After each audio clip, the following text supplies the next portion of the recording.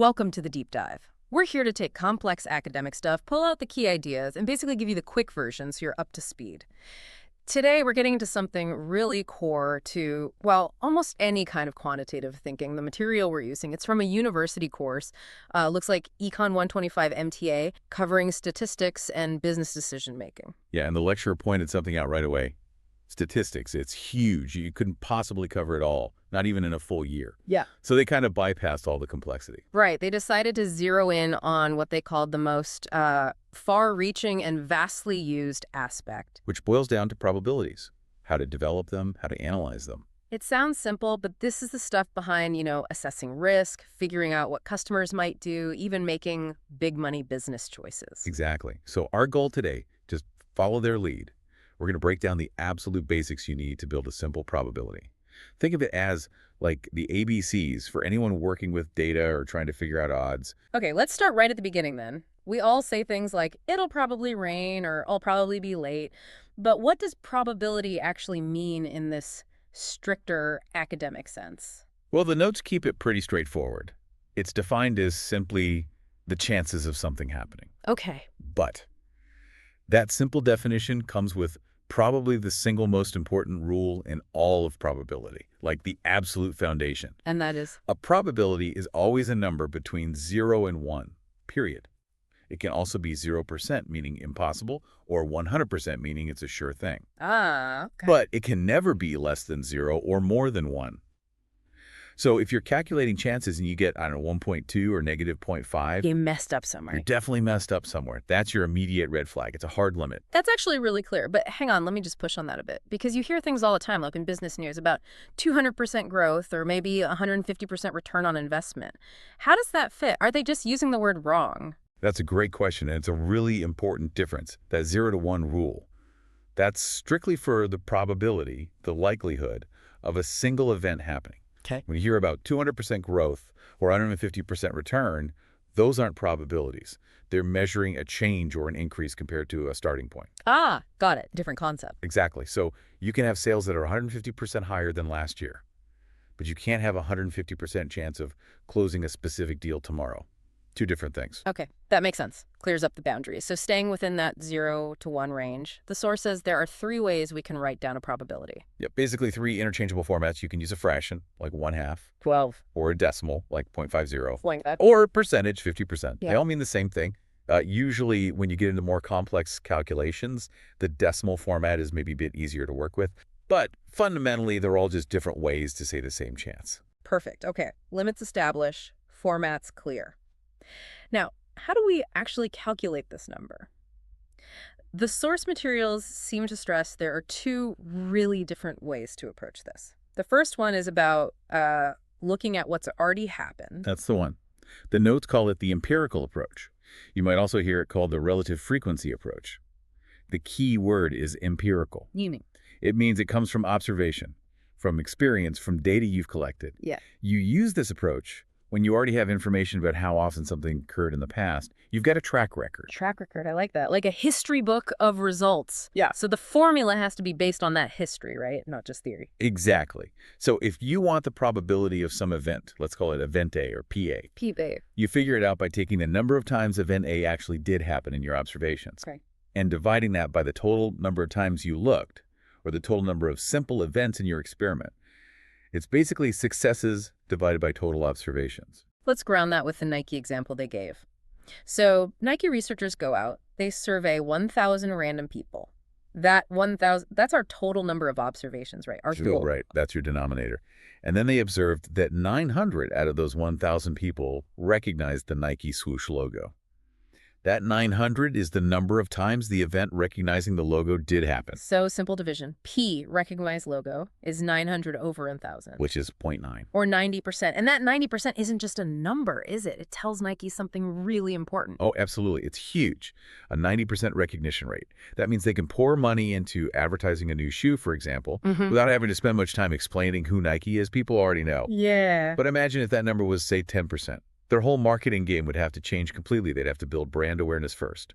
So this empirical approach, it's powerful because it's tied to reality, what people actually did or knew. Okay, that's super clear. Empirical means looking back, based on observation. But then there's the big what if. What if you don't have that history? Like, you're launching a totally new product, you have zero sales data. What Right. then? Then you shift gears. You move to the second method, described in the notes, the classical approach. Tricycle. Okay, Okay. this is the one you use when you're more in a theoretical space, you don't have historical data, but you do know something fundamental about the possible outcomes of the event. And there's a huge condition attached to this one, isn't there? The source really emphasizes this. Crucial condition. You can only use the classical approach if you know for sure that every possible outcome has an equal chance of happening. Equal chance. That's the key phrase. Absolutely. If the outcomes aren't equally likely, the classical approach just doesn't work. It falls apart. It needs that perfect balance, that symmetry. Okay, so if you have that perfect symmetry, if every outcome is equally likely, how does the calculation change? It can't be based on what did happen anymore. Right. It shifts from history to potential. The formula becomes Yeah. the number of ways your event can happen, Okay, can it happen? divided by the total number of possible outcomes. Yeah. You're not looking back, you're looking at the theoretical structure of the event itself. And the classic example is always the coin flip, right? Like Yeah. the one in the notes. Yep. What's the probability of flipping a standard coin and getting heads? Well, there's only one way for heads to happen. That's your numerator. One. And there are two total possible outcomes. Heads or tails, assuming it can't land on its edge. Right. Assuming a standard flip. So that's your denominator too. So P heads is 1 over 2. Or 0.50 or 50%. See, we didn't need to actually flip a coin hundreds of times and record the results. We used our knowledge about the coin, that it's fair, balanced, two sides, to calculate the probability theoretically. But doesn't that just point out the big weakness here? We're assuming it's a perfect coin. We're assuming a standard die is perfectly weighted. What about loaded dice? Or a bent coin? Doesn't a real world kind of mess up the classical approach? You've hit the nail on the head. That's precisely the tension. The classical approach is great, it's clean, it's often easy to calculate if the assumptions hold. If. Big if. Huge if. If you even suspect the coin might be biased, or the die isn't fair, meaning if you suspect the outcomes are not equally likely, then the classical approach is the wrong tool. You have to abandon it. And go back to the empirical method. Exactly. You'd have to actually run an experiment, flip that suspect coin many times, record the results, and then calculate the probability based on what you observed. That gap between the clean theory of classical and the often messy reality that demands empirical data, that's like the heart of doing statistics properly. Okay, so let me try to summarize the difference then. Empirical is looking back, using actual observed data, history, it's retrospective. Yeah. Classical is looking forward, based on theory, assuming all outcomes are equally possible. It's prospective, but with a big asterisk. Perfect summary. Now let's see if we can apply that. The notes had 4 practice problems. For you listening, don't worry about doing the math right now. Just think. Which approach, empirical or classical, does each problem need? All right, problem 1. A survey finds 5 out of 50 Mercy College students liked statistics. What's the probability a randomly chosen student from that group does not like statistics? Okay, what's the trigger word there? Survey. Bingo. Survey means data was collected. We have observations of what did happen in that specific group of 50, so it has to be. Empirical, you'd calculate 45 divided by 50, based on the actual results. Exactly. Pure empirical. Okay, problem 2. Probability of rolling a 2 on a single roll of a standard die. Standard die implies fair, right? 6 sides, each equally likely. We don't need to roll it first. Right. We know the possible outcomes, 1, 2, 3, 4, 5, 6, and we assumed equal chances. So that's classical. One way for a 2 to happen, 6 total possibilities. 16. Perfect. Classical it is. Problem 3. Probability of guessing the correct answer on a true or false question. Okay, similar logic. 2 options. True, false. Unless you have some inside info, you assume each is equally likely for a random guess. Right. You know the structure. 1 correct answer, 2 total options. So classical again, 1 out of 2. Nailed it. Now the last one, problem 4. What's the probability of picking a Mercy student at random and finding out they're a senior? Ooh, this one feels different. My first thought might be, well, there are 4 classes, freshman, sophomore, junior, senior, so maybe it's 1 out of 4. Classical. Ah, but is it equally likely that a randomly chosen student will belong to any one of those 4 classes? Probably not, right?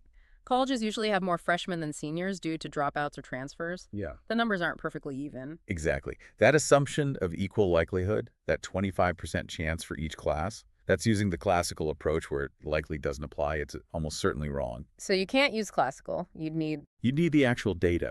You'd have to look up Mercy College's current enrollment numbers, find out how many seniors actually are enrolled, and divide that by the total number of students enrolled overall. So you need the real numbers, the observation. It has to be empirical. Precisely.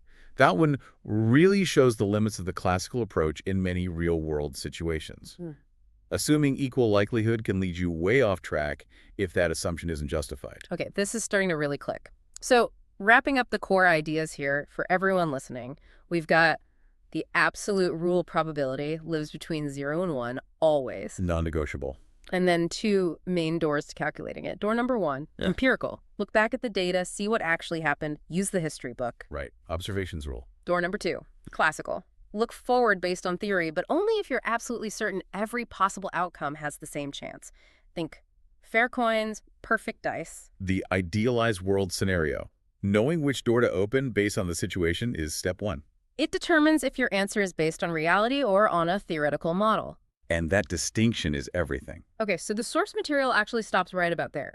The instructor apparently planned to get into more feedback and discussion on these ideas next time, which leaves us with a great final thought to ponder.